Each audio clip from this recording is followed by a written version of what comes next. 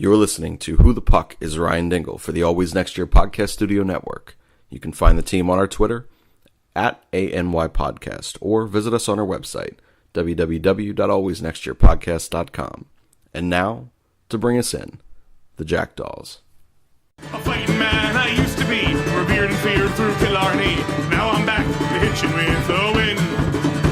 But if Mickey Flynn should ever find me, I'll throw me caution all behind me and square off on that son of a bitch again. He cracked open a river too, he beat me Sunday through and through, and such over my unconscious frame. I won me healthy sheriff fights, well lucky son, still happy life since Mickey Flynn beat me dumb and lame.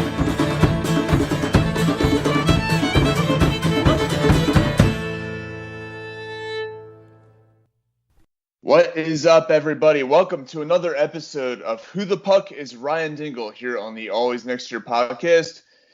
I hope you enjoyed that new intro music that we have there. That is the Jackdaws, an Irish rock / folk band. We'll be using them from now on as our new intro music, a great band. Go give them a follow on Instagram at the Jackdaws. That is Jackdaws. You can find them on Instagram if you want to follow them and follow their content.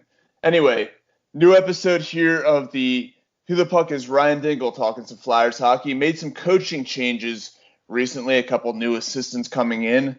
Michel Therrien, who will be coaching the forwards and the power play, and Mike Yeo coaching the defenseman and the penalty kill. Ian LaPerriere will be moved up to the press box, and he will be serving as somewhat of a scout for the Flyers. What do you guys think of those moves? Steve, we'll start with you. Well, it makes even less sense to keep LaPerriere on, considering he's literally got a nothing job. I don't know how Terrian's power plays have been, but everything I read about Mike Yeo was as long as he's not running your power play, so I guess we can take that as a positive. Yeah, I agree. Yo, from what I've heard, he has a good reputation of having a good penalty kill. Works well with offensive defensemen, which is what we have in Provorov and Gostisbehere. So that's something to look forward to. Connor, what's your take on this?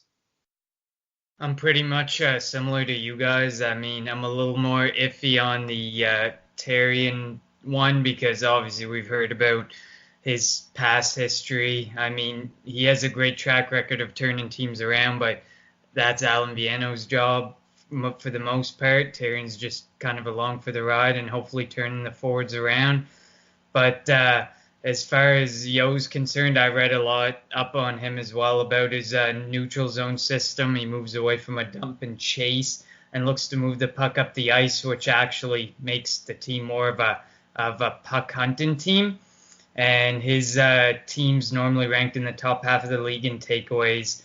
So that hopefully will be good for our penalty kill and our defenseman because if his system kind of gets put into play, then the defense are more active on offense. And just like you said, Provorov and Gostisbehere are huge offensive defensemen. So one of the things that was noted about Michel Therrien is that he has had past run-ins with players. And one that was of note was with former Flyer Danny Briere up in Montreal, who at this point, Briere was towards the end of his career, obviously a veteran player and guy who was well-respected throughout the National Hockey League. And Therrien basically called him out and said that he wasn't respected. So do you think that Terrien's reputation amongst the players will be an issue with the Flyers? It'll be interesting to see Giroux with him after that Briere comment, so we'll see. Connor, what's your take on it? I mean, I think we have to look past the fact of their past head coaching experiences because I think like Therrien and Yo, I would hope that they come in knowing their place and not step on toes, especially with Vieno as the head coach. So I'm gonna leave the door open for them because I think they just need to understand their place and kind of hopefully their past track records won't come into effect, or else we could have, like I've seen some people tweet, too many chefs in the kitchen. So hopefully that doesn't happen. So basically, my take on Tarian is that he's a veteran coach. He's been around a while. He's coached for, a long time in the National Hockey League, and he's coached a lot of very good players, very talented players. He coached Crosby and Malkin out in Pittsburgh. His thing kind of got old out there. Obviously, he was removed from his head coaching position before they won the Stanley Cup in 2009. He was removed halfway through the season. But I think that he's the kind of guy who his message could wear off on some of the younger players, some of the guys like the Provorovs, like the Gostis Bears, like the Nolan Patricks and the Konechny's and all those guys. I think that's where it's going to be beneficial, is having a veteran coach like him to teach some of these younger players. Maybe it might not go as well with a guy like Giroux. It might not, bode as well with him, but I think that the younger players could benefit from having him around as a head coach. All right, so Flyers. Everybody pretty much was clamoring for the Flyers to move on completely from Ian LaPerriere, and they didn't do that. He's still with the team. He's going to be sitting up in the press box. He's going to be in some sort of a scouting role. I'm not sure the exact role or the exact job title that he's going to have, but he is going to be some sort of a scout for the Flyers. So what is your take? Well, Steve, we'll start with you. The Flyers retaining LaPerriere as a scout. Like I've said, it's completely asinine, and he literally has a nothing job right now. You might as well do that elsewhere. That's not coaching, whether it be player development or scouting in general. But it's just, you could have given this job to anybody else. They rewatched him getting a puck to the face one too many times. Yeah, I'm with you on that. I think that they gave him a little bit too much love for that. Basically, now he's just sitting there collecting a paycheck. Connor, what are your thoughts on this? I agree completely. I think he's just kind of out of respect still there, and I don't know why, because they basically showed no respect to anybody else and just showed everyone the door except for Gordon, who got sent back down to the Phantoms. But I mean, there's not much you can say about the guy that's good. I mean, I think maybe it's a respect thing. Maybe maybe begged for his job. I don't know. Yeah, I pretty much agree with both of you on that. So it's kind of disconcerting that they kept him around, especially with the other moves going outside the organization. The fact that they kept LaPerriere around was a little bit annoying to me, but I don't think it's going to make a huge difference either way, personally. All right, so moving on. The Flyers offseason obviously is upon us. The NHL offseason has not begun yet because the playoffs obviously are still going on. But let's talk about some moves that you want to see the Flyers make. Just highlight 3 moves. They can be draft picks. They could be free agent signings, trades, basically anything that's either adding or subtracting personnel from the team. 3 moves that you want to see the Flyers make this offseason. Connor, we'll start with you. Well, the first one I had, I mean, a lot of fans are looking at the free agents that are out there and they're licking their chops at it. But I think first and foremost, we got to lock down our key RFAs. I know that guys like Sanheim and Provorov are kind of on a bit of a struggle, and maybe perhaps that's a good time to lock them down and get them at a bit of a cheaper price before hopefully what I'm hoping is a lot better year, especially under Mike Yeo. So I think locking down the 3 key RFAs and Travis Konechny, Travis Sanheim, and Ivan Provorov should be one of the first things we do. The second thing is lock down a reliable backup for Carter Hart. The goalie carousel is finally over. I think we've settled on our true number 1 for the first time in years, probably over a decade. And I think my reliable backup, I know we didn't see much of him, but he's showing reliability, he's showing an ability to stay healthy, is Talbot, and he has a relationship with Hart. So I think he'd be a good backup to have, who can play 30 games, 35 games, and give Hart the rest he needs and not get Hart into issues like some of our other goalies who just got completely worn down and beaten down during the year by Gordon and Hackstall. And then the last one, I kind of went off the board. I'm a strong proponent of the trade Jake Voracek and move on from that 8.25 million salary cap. I don't see it aging well as he heads towards the age of 30, and I think he has 5 more years left on the contract. So mine is trade Jake Voracek for a reasonably priced top 4 D-man. I know a lot of people are looking at PK Subban. If you can get Nashville to eat that entire Jake Voracek salary cap, it's not a bad move. Subban takes a $9 million cap hit. I'm not 100% sold on that. I looked more at Carolina with a Dougie Hamilton and a Justin Folk. They have much more reasonable contracts, and we can eat some of Jake Voracek's while getting a better D-man or top 4 D-man, in my opinion. So those would be my 3 things.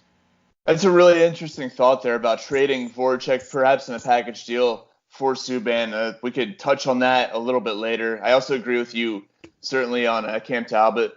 Once again, I'll expand on that in a little bit. But, Steve, let's hear your thoughts on this. And what are 3 moves that you would like to see from the Flyers this offseason?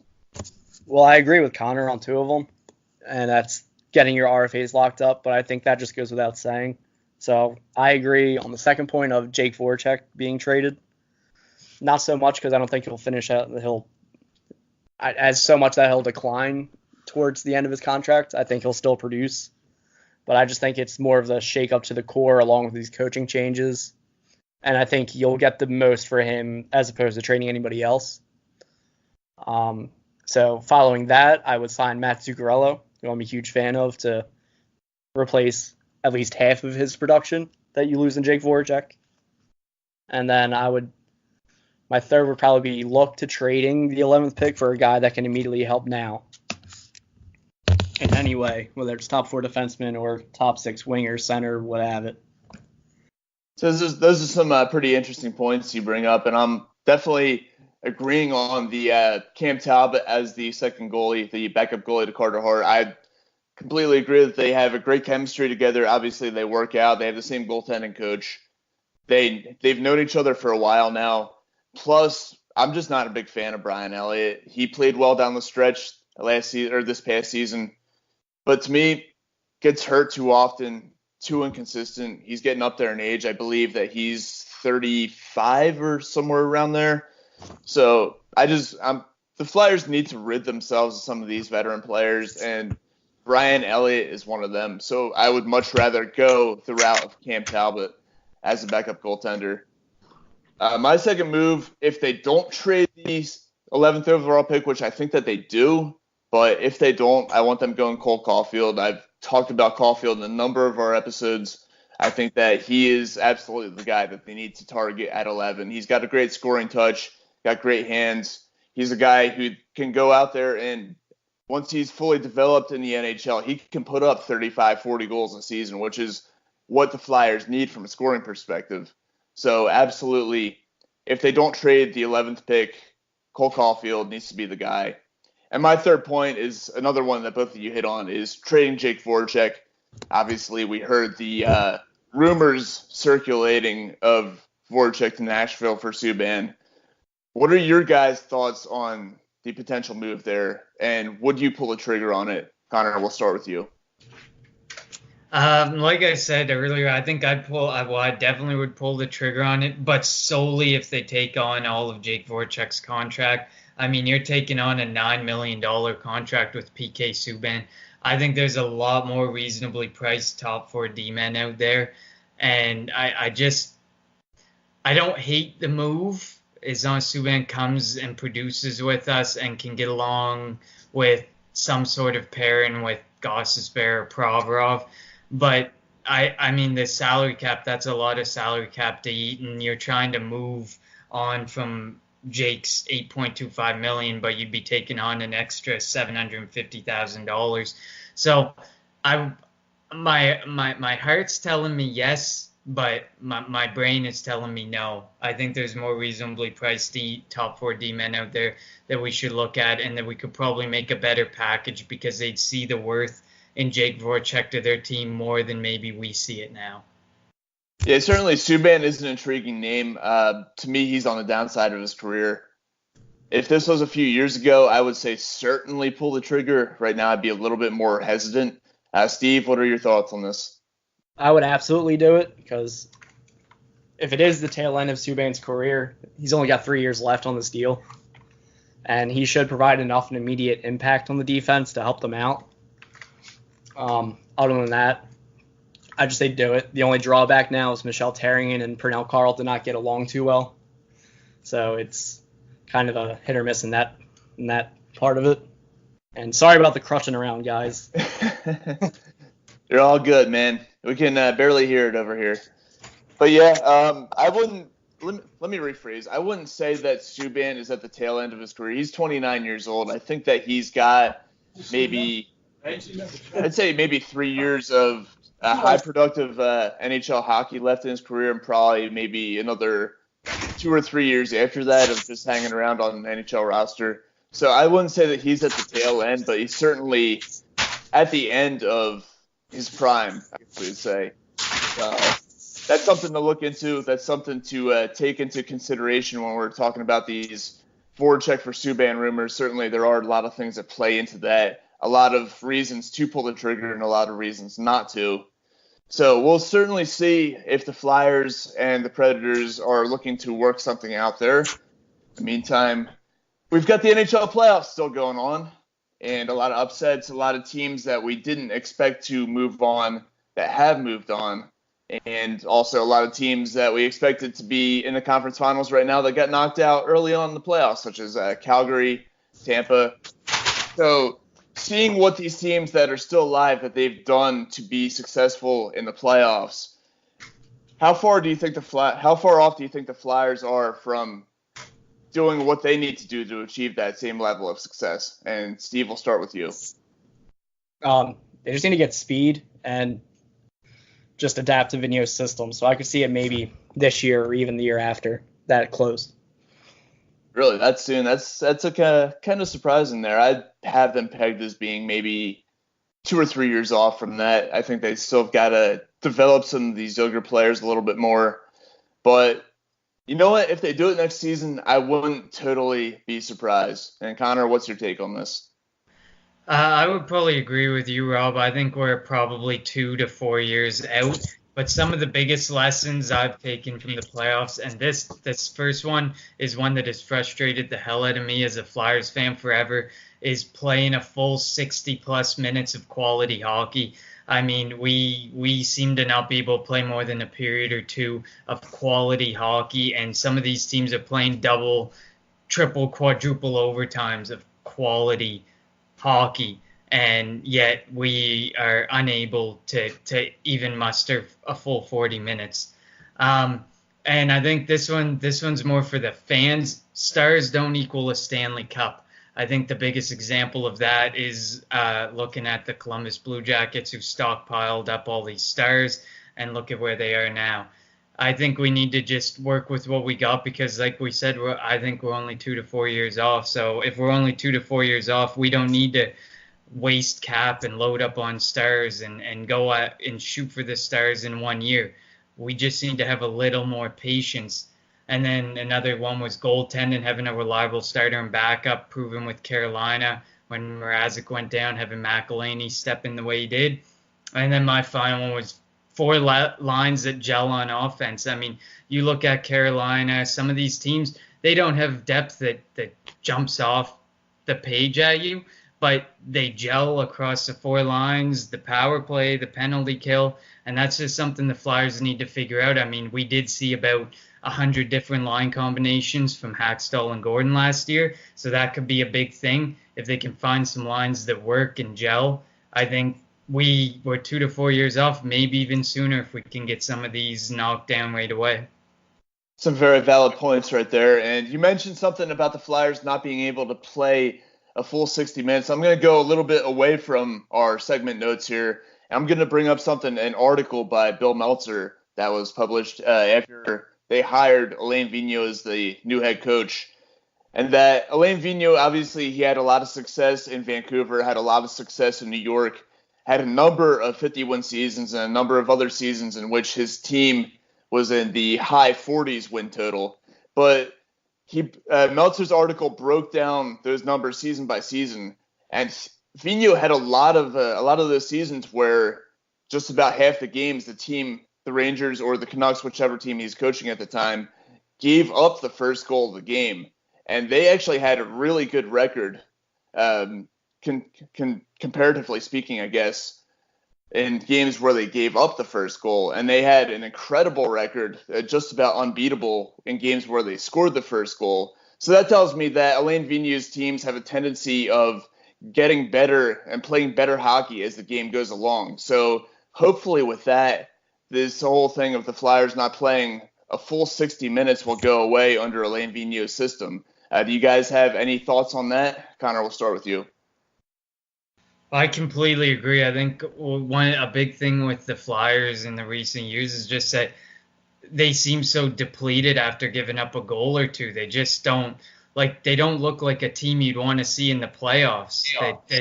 They give up that goal and they just deflate and they're done. Like some of these teams, they go down and they've put together amazing games afterwards, and they've been able to pull it together in the playoffs. And I mean, I'd love to see the Flyers in the playoffs, but I don't want to see a team that gives up the first goal or two and just basically flat out gives up. And that's, I guess, a big thing that I see in that point. Steve, what are your thoughts on this? Do you think that the Flyers will greatly benefit from Vigneault's tendency of having teams that play a full 60 and can bounce back after giving up a goal? Well, they're so used to it, they would have to be. Fair enough. It seemed like they were playing from behind a lot this past season. Past few years. Go back all the way to pretty much the lockout season, really, is when they started to have their downturn. So, yeah, it's been a while. All right, so let's see here if we got anything. Quick inner segment, fun little thing we've got going here. I think we did talk about this a little bit in the last segment. Maybe we did, maybe we didn't. I can't exactly remember. But someone on Twitter brought up the subject of goal songs, and there have been a lot of complaints about the various Flyers goal songs that they've had over the years. I think we actually did cover this a little bit in the last segment, but we can go back and touch on it again. First off, which team of all the teams in the NHL do you guys think has the best goal song? I don't really have one. I don't really care for another team's goal song. Fair enough. Connor, do you have one? I don't care about other teams' goal songs, but I actually do have one. I really like the Predators one. First of all, I love the Black Keys, so Gold on the Ceiling's really awesome.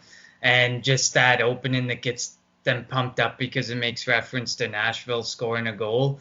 Tim it fits the team, it fits Nashville, and the crowd gets really into it. So that's a really good one. I like that one that they have in Nashville. Personally, my favorite is Buffalo with Run DMC. I think that's a pretty cool goal song that they have up there. Yeah, they still do it. They've been doing it for the past 2 or 3 years now. Sorry, that's my favorite then. All right, so like I said, we touched on this, I think, in the last segment, but if you had to pick the Flyers goal song for next year, what would it be? Steve, we'll start with you. Andrew WK, Get the Party Started. Love it. Connor? I kind of went off the rails a little bit with this one. For those of you who watch wrestling, I think the song Worlds Apart, it's Sami Zayn's entrance music.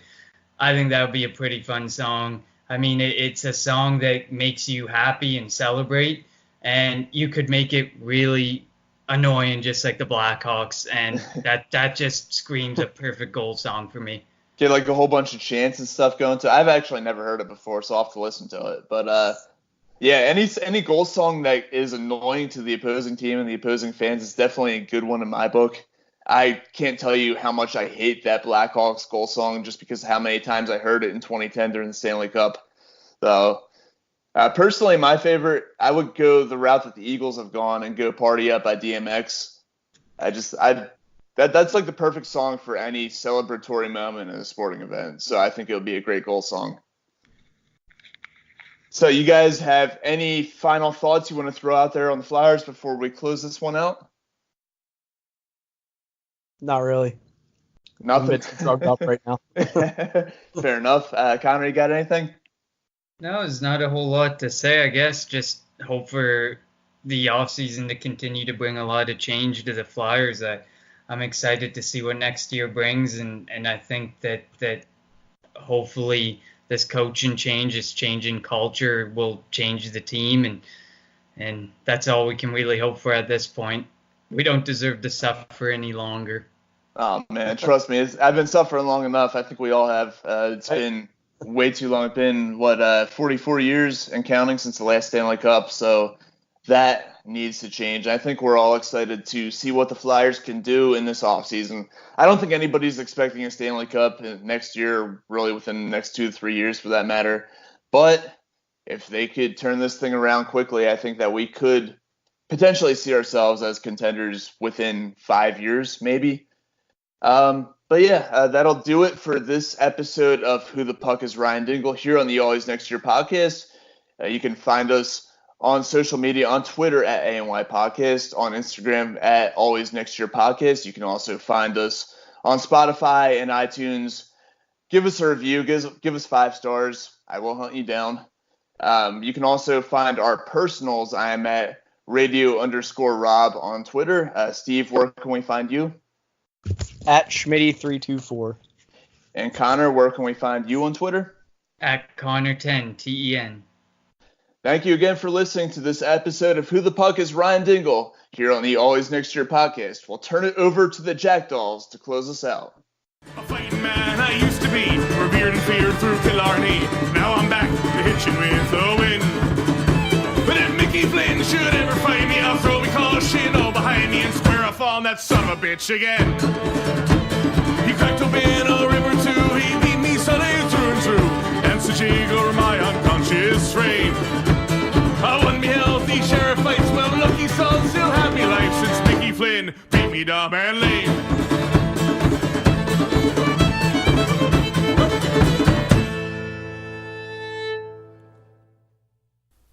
This has been a production of the Always Next Year Podcast Network.